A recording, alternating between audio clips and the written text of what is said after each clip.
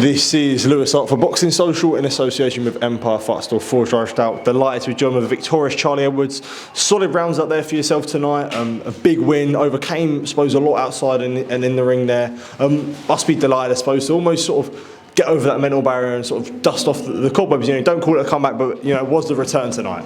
Yeah, it's good to put that chapter to bed. It was a long chapter that thought it was never going to end. I've always wanted to be in the ring. I've always kept in the gym. I think it was clear to see that the opponent that I picked for a title, straight in, a good opponent who's coming off a 6-win streak, IBO World Champion, European Champion, and a southpaw who does that, who picks that, and it proves that I wanted to be in a proper meaningful fight, and doing so got me headlining on Channel 5. I've got the belief of Wasserman, Nissa and Keller Sauerland now, and also DAZN picked it up, so a lot of viewing figures probably. I'm looking forward to going back and watching the fight. Very happy, very grateful to be back. It was an emotional night for me. I've been walking past York Hall every day, welling up, just looking at it. Can't believe it. I never thought this was going to come back. So it's been an overwhelming walk. Even the ring walk, I soaked it all up, took it all in, and nearly shed a tear on the ring walk. And then after the fight, I got very emotional. So I don't know if I've embarrassed myself a little bit. So I need to watch that back. But it meant so much to me. I've sacrificed so much, been lied to so much. And now the journey is here. I'm going to be active. We're taking off again, and I'm really looking forward to it. But like I said, I don't give that performance. I'm happy, but I'm not really happy with the performance. So I also went into the fight with a cut. I got cut on my last spar last week, but I weren't going to pull out. No chance in hell. I've been in an oxygen chamber for 2 hours every single day to get it to heal. Lucky I was a quick healer and I got past the doctor. So I had to play it safe in there, but I'd give myself a 6 or 7 out of 10. Yeah. I was going to say, just like you mentioned it there about the cut. Stephen said it to me in an interview just after the fight. I suppose, how did you get around that? Initially, I'm sure when it happened during training, you probably was like, not again. But I suppose good that it sort of managed to manoeuvre around it in time for tonight. I got around it by having a big pair of bollocks. Man, I cried my eyes out last Friday. Thought it was over. I thought, for fuck's sake, not again. What I was like, what else? But do you know what I've been through to get me back to this spot? The old Charlie Edwards probably would have pulled out and played it safe, but there was no way I was going to do that. And I've done it against a dangerous operator who can fight. I weren't against no journeyman or muppet. Do you know what I mean? A championship fighter, and there was just no way. I've sacrificed too much. Spent the last 7 weeks away from my wife and my daughter. And I weren't not getting in that ring tonight. I was headlining on Channel 5. I've got the belief of Wasserman, Nissa and Keller Sauerland, and I weren't letting that opportunity go. I weren't having that postponement for then everyone to chat shit online saying that he's pulled out, his head's gone or something like that. I couldn't do that. So I took the risk and it paid off. And you mentioned there about the journey.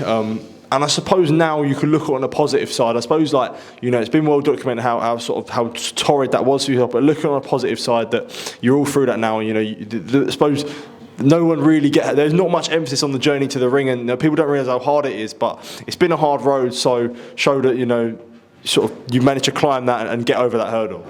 Yeah, 100%. I think I've showed a lot about myself. Joey, Welsh wizard, always checking in, like 16.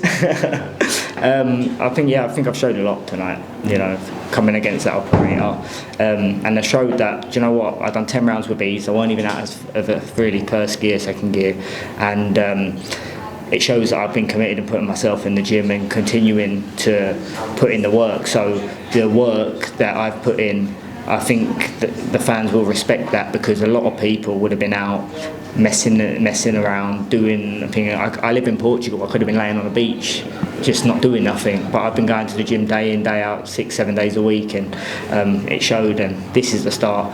I've got a championship belt around my waist. I haven't had a championship fight in 3-4 years. Worked that one out. It's ridiculous. And I've stayed in the gym the whole time, grafting my bollocks off to make this happen. So it's good to be back, and we'll just keep this ball rolling, stay active, stay busy. I'm in talks with Wasserman about getting a great contract sorted, and they want to keep me busy. So world's my oyster. I was going to say, what is next? Because there's a lot of exciting fights. You obviously want to push for world titles, but obviously there's some big domestic fights, especially in the bantamweight division. Thomas Essomba, who obviously has the link with Sonny, and obviously Ashley Lane as well. So there's interesting domestic fights, but also good pushing on world level fights as well.